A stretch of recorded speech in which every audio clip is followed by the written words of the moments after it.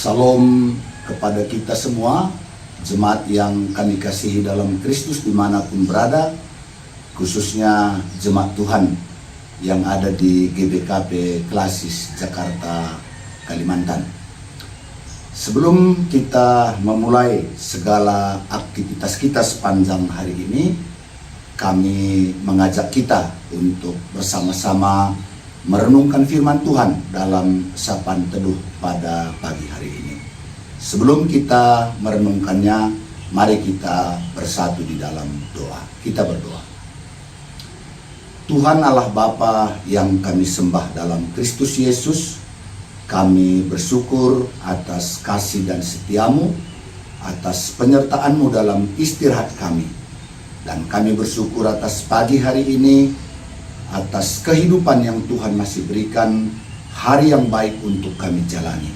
Sebelum kami memulai segala aktivitas kami mau datang ke hadapan-Mu, kami mau mendengarkan firman-Mu. Kiranya Roh-Mu yang kudus memimpin kami ke dalam kebenaran firman-Mu. Berfirmanlah ya Tuhan, sebab kami telah siap mendengarkannya. Di dalam nama Yesus kami sudah berdoa dan bersyukur. Haleluya, haleluya, amin.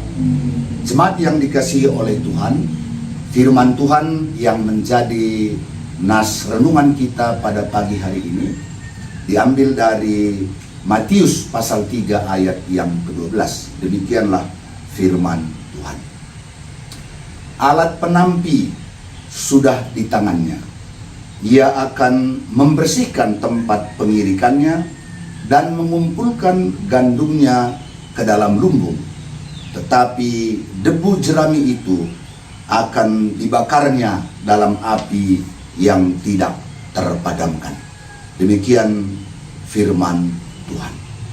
Jemaat yang dikasihi oleh Tuhan, ternyata Yohanes Pembaptislah yang dimaksudkan oleh Nabi Yesaya ketika dia menyampaikan firman Tuhan.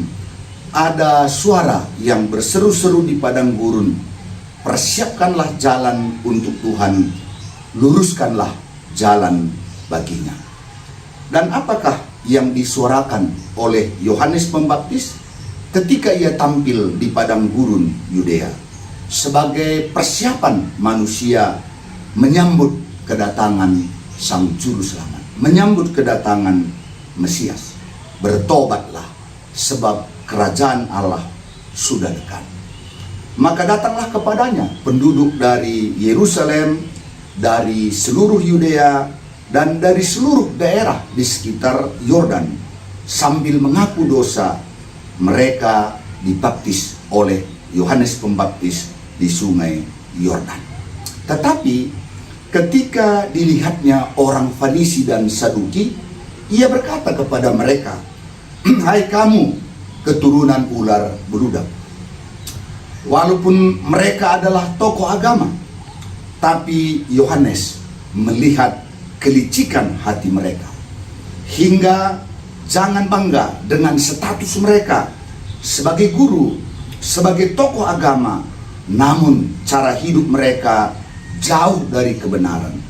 Itulah sebabnya Yohanes berkata, hasilkanlah buah sesuai dengan pertobatan. Jadi jangan bangga mengatakan bahwa kami ini adalah keturunan Abraham, padahal kita tidak melakukan hal-hal seperti yang dilakukan oleh Abraham. Maka orang-orang seperti itu akan dihukum sama seperti pohon yang tidak menghasilkan buah, pasti akan ditebang dan dibuang ke dalam api. Dan kemudian Yohanes meneruskan bahwa Yesus yang datang itu jauh lebih besar, jauh lebih berkuasa daripada dirinya sendiri. Bahkan dia katakan, melepas kasutnya saja pun aku tidak layak. Aku membaptis kamu dengan air, tetapi dia akan membaptis kamu dengan Roh Kudus. Kemudian dia katakan, alat penampi sudah di tangannya. Alat penampi itu ialah untuk memisahkan gandum, untuk dimasukkan ke dalam lumbung. Sementara debu jerami akan dikumpulkan untuk dibakar dalam api yang tidak terpadamkan. Dengan kata lain, Kristus itu yang datang itu adalah hakim yang akan memisahkan orang benar dari orang jahat, orang yang percaya daripada orang yang tidak percaya.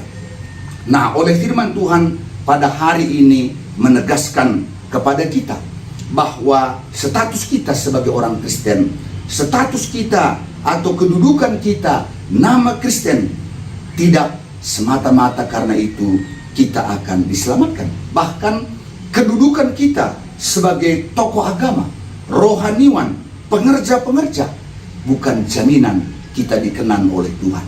Oleh karenanya dia katakan, hasilkanlah buah pertobatan. Hiduplah seturut dengan firman Tuhan.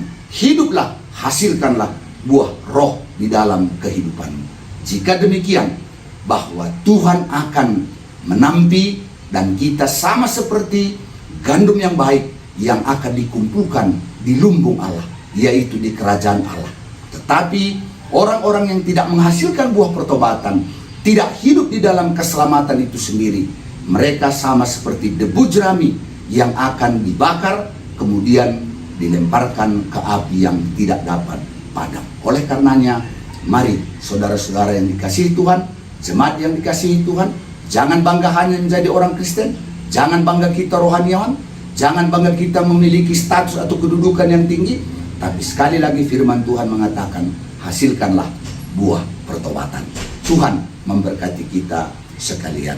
Amin. Mari kita bersatu di dalam doa.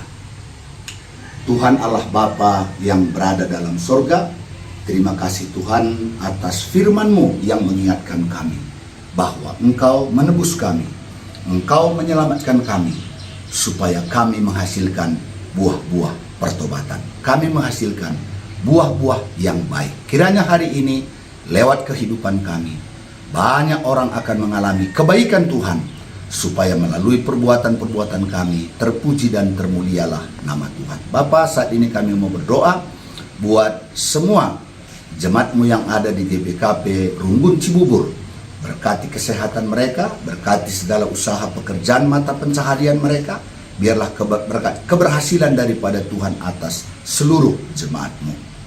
Jikalau ada pergumulan-pergumulan yang mereka hadapi, mari Tuhan Kau berikan hikmat bijaksana, kesabaran, kekuatan, sehingga mereka boleh menang dalam setiap pergumulannya. Hamba-hamba-Mu yang melayani di GBKP Runggun Cibubur, baik pendeta kami, Pertua Diaken Emeritus, Pertua Diaken, beserta dengan Nora Naras dan seluruh anggota keluarganya, mari Bapa Engkau berkati, agar melalui pelayanan mereka terpuji dan termulialah nama-Mu. Demikian juga seluruh serayan-serayan Tuhan di Klasis Jakarta, Kalimantan, seluruh jemaat-Mu dimanapun berada, berkat-Mu atas mereka sepanjang hari ini. Inilah doa kami dalam nama Yesus Kristus yang sudah mengajar kita berdoa. Bapa kami yang di sorga, dikuduskanlah nama-Mu, datanglah kerajaan-Mu, jadilah kehendak-Mu di bumi seperti di sorga. Berikanlah kami pada hari ini makanan kami yang secukupnya, dan ampunilah kami akan kesalahan kami, seperti kami juga mengampuni orang yang bersalah kepada kami. Dan janganlah membawa kami ke dalam pencobaan, tetapi lepaskanlah kami daripada yang jahat, karena Engkaulah yang mempunyai kerajaan dan kuasa dan kemuliaan sampai selama-lamanya. Amin. Tuhan Yesus memberkati. Shalom.